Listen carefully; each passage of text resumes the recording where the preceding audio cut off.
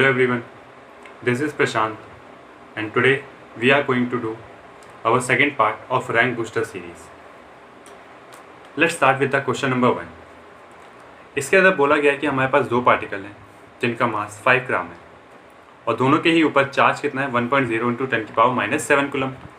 अब देखिए दोनों के ऊपर सिमिलर चार्ज है.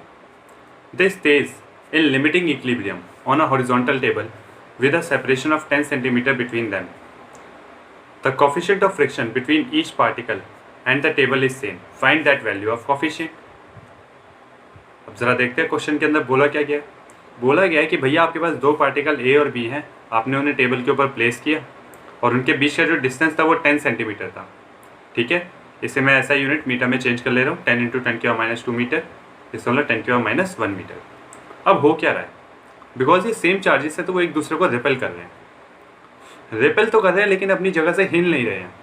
ठीक है, क्यों? क्योंकि वो अभी लिमिटिंग इक्विलिब्रियम में है. भाई रिपल्शन की वजह से वो पीछे की डायरेक्शन में जाना चाहते हैं लेकिन वो क्यों नहीं जा पा रहे? पक्का इस टेबल की फ्रिक्शन की वजह से. और बोला गया है कि वो लिमिटिंग इक्विलिब्रियम में, मतलब बिल्कुल ऑन द वर्ज हैं. जितना इस पे इस तरफ फ्रिक्शन लग रहा है उतना ही दूसरी डायरेक्शन में इस पे इलेक्ट्रोस्टैटिक फोर्स लग रहा है जो रिपल्शन वाला फोर्स है. ठीक है, तो चलिए कैलकुलेट क्या करना है, हमें यही कैलकुलेट करना है कोएफिशिएंट ऑफ फ्रिक्शन. ओके, आगे बढ़े. बोला क्या गया है, दोनों का मास इक्वल है, मैंने मेंशन कर दिया. दोनों के ऊपर चार्ज भी बराबर है, इसी सेम चार्ज की वजह से दोनों के बीच रिपल्शन हो रहा है. ठीक है, यहाँ पे दोनों चार्ज एक दूसरे को रेपेल कर रहे हैं लेकिन मूव नहीं कर रहे. ठीक है, वहाँ पे एक लिमिटिंग इक्विलिब्रियम की कंडीशन है. ठीक है, फ्रिक्शन उसे आगे मूव करने से रोक रहा है. ठीक है, इसका मतलब वहाँ पे जो इलेक्ट्रिक फोर्स है, फोर्स ऑफ रिपल्शन जो है वो किसके बराबर होगा? फ्रिक्शनल फोर्स के बराबर होगा. ओके, लिमिटिंग कंडीशन दी गई है इसलिए मैं बोल रहा हूँ कि दोनों बराबर होगा. ओके, चलिए यहाँ पे इलेक्ट्रिक फोर्स का फॉर्मूला क्या हुआ? 1/4πε0 Q1 Q2 / r². और क्लास 11th में आप लोगों ने पढ़ा होगा लॉज ऑफ मोशन के अंदर फ्रिक्शनल फोर्स किसके बराबर होता है? μmg के बराबर होता है. ठीक है, किसके बराबर? μmg. दोनों वैल्यू को आपस में इक्वेट किया हम लोगों ने. वैल्यूज देखिए, 1/4πε0 की जगह 9 × 10⁻⁹. Q1 और Q2 दोनों बराबर है तो 10⁻⁻7 का होल स्क्वायर लिख सकता हूँ. सिमिलरली r का स्क्वायर 10⁻⁻1 का होल स्क्वायर. दूसरी साइड म्यू की वैल्यू आपको निकालनी है. 5 × 10⁻³ आपको मास दे रखा है. 5 ग्राम को ऐसे ही लिखेंगे. ठीक है, 5 × 10⁻³ किलोग्राम. और ग्रेविटी 9.8 नहीं लिखा, अभी मैंने क्या लिया? 10 लिया है. ठीक है, for the simplification of the calculation. यहाँ से आप आराम से आप म्यू की वैल्यू निकाल सकते हैं दूसरी साइड डिवाइड में भेज के. Now you can check your value. आपकी वैल्यू जो आनी चाहिए म्यू की वो कितनी आएगी? 0.18. ठीक है, तो पहले क्वेश्चन के अंदर बेसिकली लॉज ऑफ मोशन का कॉन्सेप्ट यूज हुआ जो आप लोगों ने क्लास 11th में पढ़ा था, और इलेक्ट्रोस्टैटिक फोर्स ऑफ रिपल्शन का यूज हुआ. ठीक है, फ्रिक्शनल फोर्स में भी 3 कंडीशन थी, स्टैटिक फ्रिक्शन, लिमिटिंग फ्रिक्शन और काइनेटिक फ्रिक्शन. तो यहाँ पे लिमिटिंग फ्रिक्शन बोला गया था कि जस्ट ऑन द वर्ज है, कि भाई थोड़ा और हुआ तो वो हिल जाएगा, इसलिए दोनों की वैल्यूज आपने इक्वल रखी थी. आई होप ये क्वेश्चन आप लोगों को समझ में आया होगा. Let's move towards the second question. Question number 2 बोला गया है 10 पॉजिटिवली चार्ज पार्टिकल्स हैं. ठीक है, जो आपने एक्स एक्सिस पे रखे हैं at distance x = 10 centimetre, 20 centimetre, 30 centimetre and to so on 100 centimetre. जिसमें से पहले पार्टिकल का जो चार्ज होगा वो होगा 1 × 10⁻⁸ कूलम, दूसरे पार्टिकल का 8 × 10⁻⁸ कूलम, थर्ड का 27 × 10⁻⁸ कूलम एंड सो ऑन. इसी तरह जो 10th पार्टिकल है उसका चार्ज है 1000 × 10⁻⁸ कूलम. आपको टोटल इलेक्ट्रिक फोर्स निकालना है, इलेक्ट्रोस्टैटिक फोर्स निकालना है किस पे? 1 कूलम चार्ज पे, जो कि आपका ओरिजिन के ऊपर प्लेस्ड है. चलिए पहले जो भी कंडीशन दी गई है ज़रा उसको डायग्रामेटिकली समझने की कोशिश करते हैं. आपने ग्राफ का एक्स एक्सिस और वाई एक्सिस प्लॉट किया. ओरिजिन के ऊपर आपने 1 कूलम चार्ज रखा. अब बोला गया है कि आपका जो 10 सेंटीमीटर का डिस्टेंस है उस पर आपका 10⁻⁸ कूलम चार्ज रखा हुआ है. इसी तरह 20 सेंटीमीटर पे 8 × 10⁻⁸, 30 सेंटीमीटर पे 27 × 10⁻⁸. देखिए क्यूब होता जा रहा है ना. इसी तरह ये वैल्यूज आगे बढ़ी और 10 सेंटीमीटर का जब इसी तरह जब आपका ये 100 सेंटीमीटर का डिस्टेंस हुआ तब आपका जो चार्ज था वो कितना था? 1000 × 10⁻⁸ कूलम. इंपॉर्टेंट थिंग क्या है, ये सारे चार्जेस पॉजिटिव हैं और मेरा 1 कूलम का चार्ज भी पॉजिटिव है. तो ये सारे के सारे चार्जेस जो होंगे इस 1 कूलम के चार्ज को रेपेल कर रहे होंगे अपोजिट डायरेक्शन में, चाहे वो F1 हो, चाहे वो F2 हो, चाहे वो F10 हो। इसलिए अब ये हमने जो नेट फोर्स निकालने के लिए इन सबको क्या आपस में ऐड कर दिया। ठीक है, कि चलिए देखते हैं टोटल फोर्स कितना निकलने वाला है सुपरपोजिशन प्रिंसिपल की मदद से। सारे के सारे एक डायरेक्शन में ही है ना, F1 F2 इसी तरह F3 F4 सारे के सारे एक ही डायरेक्शन में होंगे, F1 F2 F3 so on F10 तक, जिसमें से F1 चार्ज को रिप्रेजेंट कैसे किया जाएगा, K equals to 1/4 pi epsilon nought. Okay, Q1 1 coulomb है, Q2 वो चार्ज जो इस पर फोर्स लगा रहा होगा अपॉन में R का स्क्वायर, मतलब इनके बीच का जो डिस्टेंस है उसका स्क्वायर। डिस्टेंस कितना है 10 सेंटीमीटर, 10 सेंटीमीटर को मैं लिख सकता हूँ 0.1 का square. Okay, 0.1 metre, okay 0.1 metre का स्क्वायर। सिमिलरली मैंने यहाँ पे सेकंड चार्ज को प्लेस किया और सो ऑन आप ऐसे 10 चार्जेस को प्लेस करेंगे अपना। अब यहाँ पे इंपॉर्टेंट थिंग है, आप K कॉमन ले सकते हो, सबके पास से 1 कॉमन आ जाएगा और 10⁻⁸ भी सबका कॉमन आ जाएगा बाहर। ठीक है, सबके पास से 10⁻⁸ बाहर आ जाएगा। देखिए मैंने वहाँ पे यही लिखा है, 10⁻⁸ और K कॉमन ले लिया गया। अब हम आगे बढ़े तो बचा क्या, यहाँ 1 बचा, नीचे 0.01 आता है इसका स्क्वायर करने पे, जिसे 1 × 10⁻² लिख सकता हूँ। अच्छा आप इसे ऐसे समझ लीजिए 1 × 10⁻1 का स्क्वायर। ओके, सेकेंड टर्म क्या है 0.2, 0.2 को क्या लिख सकते हैं 2 × 10⁻1 का स्क्वायर। तो देखिए टर्म कैसे बने, ऊपर तो मेरा 1 बचा था, फिर 8 बचा, फिर ऐसे ही अगर यहाँ पे तीसरा टर्म होता तो वो क्या होता 27, उसका 27 बचता, और फाइनल टर्म में कितना बचा 1000। नीचे देखते हैं, नीचे यहाँ पे क्या होगा 2 × 10⁻1, तो इसका स्क्वायर 4 हो जाएगा 10⁻²। इसी तरह 3 का स्क्वायर हो गया 9, 10⁻1 का 10⁻² हो जाएगा। इसी तरह लास्ट में आपका 1 को आपको ऐसे लिखेंगे तो आप 10 से रिप्रेजेंट करेंगे, ये देखिए कुछ इस तरीके से। 1 को आप इसी तरीके से लिखेंगे ना 10 × 10⁻1। ओके, अब 10 का स्क्वायर क्या हो गया 100 और 10⁻1 10⁻² हो जाएगा स्क्वायर होने के बाद। नीचे से 10⁻² कॉमन ले सकता हूँ, अब मैं ले लिया मैंने common. So if we see here कि जब हमने यहाँ से 10⁻² कॉमन निकाला तो उसके बाद क्या टर्म बचे, नीचे बचा 1, ठीक है, दूसरे में 8 बचा और नीचे 4 बचा, 8/4, ऐसे ही 27 बचा, 9 बचा, और आगे बढ़ते गए तो 1000 बचा और 100 बचा। अब अगर हम यहाँ पे कुछ नोटिस करें तो ये है कि 8 क्या होता है 2 का क्यूब और 4 2 का स्क्वायर। सिमिलरली यहाँ पे ऊपर 3 का क्यूब है, नीचे 3 का स्क्वायर। आगे बढ़ते गए तो 10 का क्यूब ओवर 10 का स्क्वायर। सब कट जाएंगे, ऊपर वाले से कैंसिल आउट हो जाएंगे और सबका केवल एक एक टर्म बचेगा 2 3 ऐसे ही करते करते 10 तक। इसलिए देखिए मैंने आगे कैसे शो किया 1 + 2 + 3 और सो ऑन टू 10। अब अगर आप 1 से लेकर 10 तक के सभी नंबर्स को जल्दी से जोड़ें, ठीक है, चाहे आप एपी का इस्तेमाल कर सकते हैं या डायरेक्ट एडिंग कर सकते हैं, आपका नंबर क्या आएगा 55। 10⁻² से 10⁻8 कैंसिल हुआ तो 10⁻6 आया।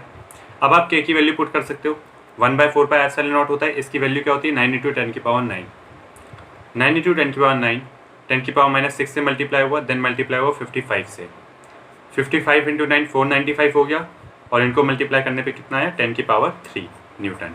ठीक है, तो ये बहुत अच्छा क्वेश्चन था आपको सुपरपोजिशन प्रिंसिपल का कॉन्सेप्ट सही से सिखाने के लिए। आई होप आप लोगों को समझ आया हो। Let's move towards the question number 3rd। Now let's start the question number 3।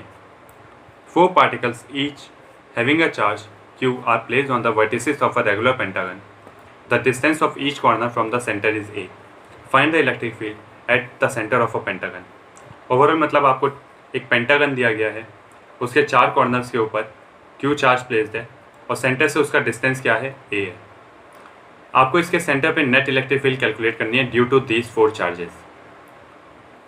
अब इसके लिए आपके पास 2 तरीके हैं, पहला आप सबका टोटल ओवरऑल वेक्टर सॉल्व करें और उससे इसकी वैल्यू निकालें, या फिर आप लोगों को पता होगा अगर कोई भी यूनिफॉर्म इमेज होती है, चाहे वो आपका स्क्वायर हो, ठीक है, कोई भी यूनिफॉर्म शेप, चाहे स्क्वायर हो, चाहे ट्रायंगल हो, चाहे हेक्सागन हो, इनके सेंटर पे इलेक्ट्रिक फील्ड हमेशा 0 होती है जब सभी कॉर्नर्स के ऊपर क्यू चार्ज प्लेस्ड हो, equal amount of charge placed हो।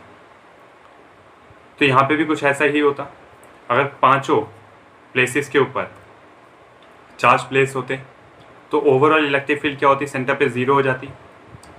इसका मतलब मैं बोल सकता हूँ कि यहाँ पे इन चारों का जो नेट इलेक्ट्रिक फील्ड होगा वो किसके बराबर होगा, इस फिफ्थ चार्ज के। अगर वो वहाँ प्लेस होता तो वो इसे कैंसिल आउट करके नेट इलेक्ट्रिक फील्ड 0 कर देता। Okay, it means the total electric field due to these 4 charges is equal to the fifth Q charge. बस यही अगर कॉन्सेप्ट समझ में आ गया तो इसका आंसर निकल जाएगा आप लोगों का। ठीक है, चलिए देखिए मैंने वही चीज़ यहाँ लिखने की कोशिश किया। If we put a charge Q at E also, मतलब अगर मैं यहाँ पे भी एक चार्ज रख देता, then the field at centre O will be 0। तो सेंटर ओ पे इलेक्ट्रिक फील्ड कितनी हो जाती, 0 हो जाती, सिमेट्री की वजह से, रेगुलर शेप की वजह से। ठीक है, हमने ऐसे क्वेश्चंस देखे थे पहले भी। It means the electric field at centre due to charge A B C and D is equal and opposite to the field due to the charge at E alone. मतलब जो इन चारों की वजह से टोटल इलेक्ट्रिक फील्ड होगी वो equal और opposite होगी किसके, इस क्यू चार्ज के इलेक्ट्रिक फील्ड के। ठीक है, इसीलिए the electric field at O due to the given system of charge A B C D is equal to the field due to ई।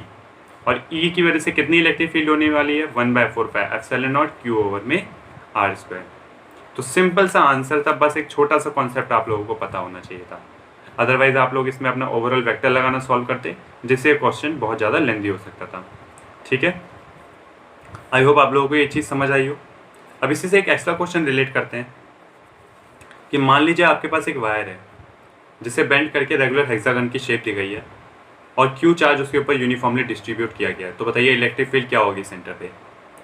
अभी मैंने इसका आंसर यहीं पे आप लोगों को बता दिया कि यहाँ पे भी दोबारा क्या बोला गया, फिगर क्या है, रेगुलर हेक्सागन। ठीक है, मतलब आपके 6 साइड्स हैं, उसके 6 वर्टेक्स के ऊपर इक्वल चार्ज प्लेस है, तो सेंटर के ऊपर नेट इलेक्ट्रिक फील्ड क्या होने वाली है, इसमें भी 0 ही होगी। ओके, याद रखिएगा ये वर्ड। चलिए now let's move towards the question number 4। Question number 4, इसके अंदर बोला गया है कि 2 आइडेंटिकल बॉल्स हैं आपके पास, उनके ऊपर चार्ज Q मौजूद है। ठीक है, अब उसे आपने स्ट्रिंग्स से लटका रखा है और उन स्ट्रिंग्स की लेंथ कितनी है, L। Find the mass of each ball if the angle between the 2 strings is 2 theta. Angle कितना है दोनों स्ट्रिंग्स के बीच में, 2 थीटा एंगल है। Okay, in equilibrium condition. तो पहले मैंने देखो यहाँ पे सिस्टम बनाने की कोशिश की ओवरऑल। ये एक प्लेटफॉर्म है जिसके ऊपर 2 स्ट्रिंग्स लटकी हुई हैं, दोनों स्ट्रिंग्स के ऊपर आइडेंटिकल बॉल्स हैं, बिल्कुल सेम बॉल्स हैं, जिनके ऊपर चार्ज कितना है, Q। इन स्ट्रिंग्स की लेंथ कितनी शो की मैंने, L शो की। ओके, और जो टोटल एंगल इनके बीच का था वो थीटा था। ठीक है, जो टोटल एंगल इनके बीच का था वो 2 थीटा था। इसका मतलब हाफ करने के बाद ये भी थीटा होगा और ये भी थीटा एंगल होगा। आपको निकालना क्या है, आपको निकालना है मास। ठीक है, चलिए कैलकुलेट करना शुरू करते हैं इस पर। अगर मैं इसमें से कोई एक बॉल यहाँ पे कंसीडर कर लूँ, इस वाली बॉल को अगर मैं देख लूँ, तो बोला गया है कि वो इक्विलिब्रियम कंडीशन में है, मतलब उसके ऊपर लगने वाले टोटल फोर्स 0 होंगे। लेट्स सी इसके ऊपर फोर्स लग कौन कौन से रहे हैं। पहला फोर्स जो इस दूसरी बॉल की वजह से लग रहा है, क्योंकि ये आइडेंटिकल है तो रिपेल करेंगे, ये दोनों चार्जेस एक दूसरे को रिपेल करेंगे ऑपोजिट डायरेक्शन में, तो इसकी वजह से जो फोर्स लग रहा है वो इस डायरेक्शन में है। ओके, ये इलेक्ट्रोस्टैटिक फोर्स को शो कर रहा है। ओके, कितना मैग्नीट्यूड होगा, QE। अब इस बॉल के पास अपना खुद का मास है जो हमें कैलकुलेट करना है, जिसकी वजह से डाउनवर्ड डायरेक्शन में इसके ऊपर क्या लग रहा होगा, mg लग रहा होगा। उसी तरह इस वायर का अपना खुद एक टेंशन होगा जो पीछे की तरफ इसे खींच रहा होगा। ठीक है, उस टेंशन के अगर मैं कंपोनेंट्स बनाऊं, देखिए ये थीटा है तो बिल्कुल अल्टरनेट इंटीरियर एंगल्स। ठीक है, ये दोनों कौन से एंगल है, अल्टरनेट इंटीरियर एंगल्स, जिस वजह से यहाँ पे भी थीटा प्लेस हुआ। ये टेस्ट T cos थीटा आ गया और ये आपका क्या आ गया, T sin थीटा। अब इस सिस्टम को देख के हम पता लगा सकते हैं कि मेरा T sin थीटा किसके बराबर है, T sin थीटा QE के बराबर है, और mg किसके बराबर है, T cos थीटा के। तभी ओवरऑल फोर्स टोटल 0 होगा और आपकी कंडीशन इक्विलिब्रियम को सेटिस्फाई करेगी। देखिए मैंने वो दोनों कंडीशंस ले ली। मुझे निकालना क्या है, मुझे निकालना है m। तो भाई सबसे आसान तरीका ऐसे में होता है कि आप इसको आपस में डिवाइड कर दो। अब देखो मैं यहाँ पे डिवाइड करता हूँ T sin theta over T cos theta. दूसरी साइड क्या बचा, FE अपॉन में mg। QE को मैंने अभी FE से रिप्रेजेंट किया है। ठीक है, इलेक्ट्रोस्टैटिक फोर्स। टी से टी कैंसिल आउट हो जाएगा, sine theta over cos theta मेरा टैन थीटा बन जाएगा। एम जी इधर ऊपर गया, अगर इस एम टर्म को मैं ऊपर भेज दूँ और साइन थीटा को नीचे ले आऊँ तो एम टोटल क्या बन गया, एफ ई अपॉन में जी टैन थीटा। अब इसके आगे सिर्फ कैलकुलेशन है, ठीक है। यहाँ पे इलेक्ट्रोस्टैटिक फोर्स को मैं ओवरऑल अब रिप्रेजेंट कर दे रहा हूँ। कैसे कर रहा हूँ ज़रा देखिए, 1/4 एप्सिलॉन नॉट को मैंने के मान लिया, ठीक है, क्यू स्क्वायर ओवर में 2d का स्क्वायर, ठीक है। इनके बीच का जो टोटल डिस्टेंस है मैं लेट कर रहा हूँ अभी कि वो 2d है, ठीक है। इतना मैंने d माना है और ये भी d माना है, ये मैंने अपनी मर्जी से लेट किया है अभी, ठीक है। उसके बाद 1/g, g जैसा मौजूद था नीचे वैसे ही लिखा है। टेन थीटा को मैं क्या लेट कर सकता हूँ, ये थीटा है परपेंडिकुलर ओवर बेस, ठीक है। तो परपेंडिकुलर मेरा क्या है d, और बेस की वैल्यू कैसे निकलेगी, बाय पाइथागोरस लिख सकता हूँ √L² - d²। देखिए लिख दिया मैंने। सारी चीज़ों को जरा अलाइन करते हैं, ठीक है। यहाँ पे मैं k² ओवर 4d² लिख सकता हूँ 1/g, ठीक है। नीचे जो L² - d² था, ठीक है। अब ज़रा ध्यान से देखो साइन थीटा किसके बराबर होगा यहाँ पे, d ओवर L के। तो d की जगह मैं लिख सकता हूँ L साइन थीटा, यहाँ d की जगह क्या लिखूंगा L साइन थीटा, इसको ऊपर की तरफ शिफ्ट कर दूंगा, ओके। कुछ ऐसा बना मेरे पास। अब अगर ध्यान से इस चीज़ को मैं देखूं, अब इसको और ज़्यादा सिंप्लीफाई करना है, बस हम स्टेप बाय स्टेप करके इसे सिंप्लीफाई करने की कोशिश करेंगे, ठीक है। इस डी की जगह भी अभी मैं L साइन थीटा पुट करने वाला हूँ नीचे के टर्म्स में। तो m इक्वल टू क्या आया, k² ओवर 4d³ 1/g, यहाँ पे L कॉमन ले लिया, अंदर क्या बचा 1 - sin² theta. 1 - sin² theta cos² theta के बराबर होता है, ये आप लोगों ने 10th में फॉर्मूला पढ़ा था, okay. sin² theta plus cos² theta is equal to 1, okay. चलो आगे बढ़ते हैं। अब आगे बढ़े तो मैंने इस टर्म को भी ओपन कर दिया, d³ की जगह क्या लिख दिया L³ sin³ थीटा, ओके। तो L से L कैंसिल आउट हुआ, L² बचा, g बचा और cos थीटा ओवर में sin³ थीटा बचा। But the important thing is मैंने इतनी मेहनत की किस लिए, क्या ज़रूरत है इतना मुझे करने का, ठीक है। तो यहाँ पे इम्पॉर्टेंट ये था कि हमें जब भी ऐसे क्वेश्चंस दिए जाते हैं तो नॉर्मली उसका आंसर उन्हीं टर्म्स में रिप्रेजेंट करना होता है जो हमें दिए गए हों। मतलब हमें यहाँ पे जब हमने इसको आंसर इस तरीके से लिखा था तो ये डी वो टर्म था जो मैंने लेट किया। ये आपके सीबीएसई बोर्ड में भी यही पैटर्न रहता है और कहीं पे भी आंसर्स हमेशा उन्हीं टर्म में दिए जाने चाहिए जो आपको क्वेश्चन के अंदर दिख रहे हो।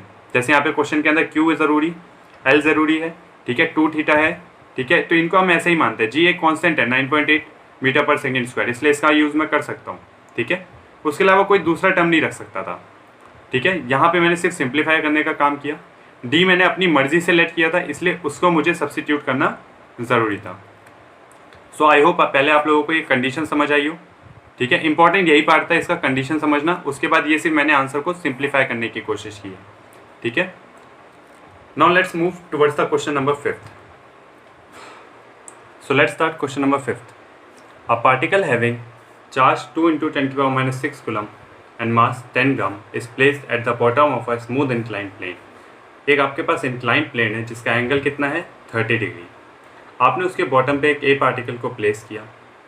उसके बाद आपसे क्वेश्चन में पूछा जा रहा है कि एक पार्टिकल बी है जिसके ऊपर सेम अमाउंट ऑफ चार्ज और मास है। बताइए आप उसे इंक्लाइंड प्लेन पे कहाँ पे प्लेस करेंगे कि वो इक्विलिब्रियम कंडीशन में रहे। तो सबसे पहले हमें ये जानना ज़रूरी है कि यहाँ पे ये बी जो है पार्टिकल, ये इक्विलिब्रियम पोजीशन में रहेगा क्यों। इट इज़ बिकॉज यहाँ पे इन दोनों के ऊपर तो चार्ज सेम है, मेंशन किया गया है। इसका मतलब ये इस पर कैसा फोर्स लगा रहा होगा, ऑपोजिट डायरेक्शन में रिपल्सिव फोर्स लगा रहा होगा, ठीक है।